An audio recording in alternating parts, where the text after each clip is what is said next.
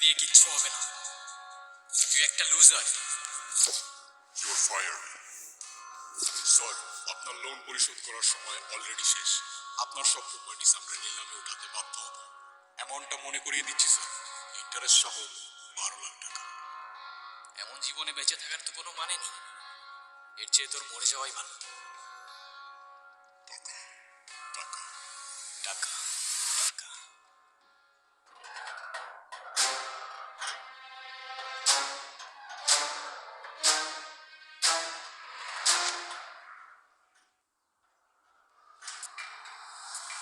Suicide করছেন?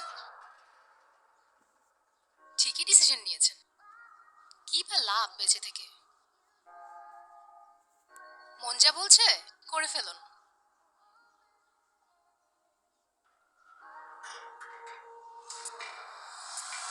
আপনার সাহস আছে বলতে হবে।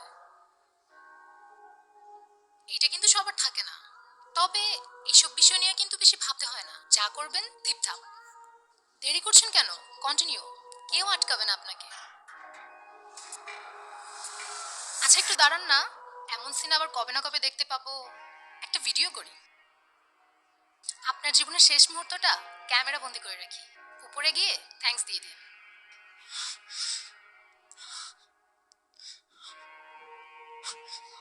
আরে কি হলো? কোথায় যান? সুইসাইড করবেন না? আসেন না একটু দেখি সুইসাইড করেন। আপনার সমস্যা কি?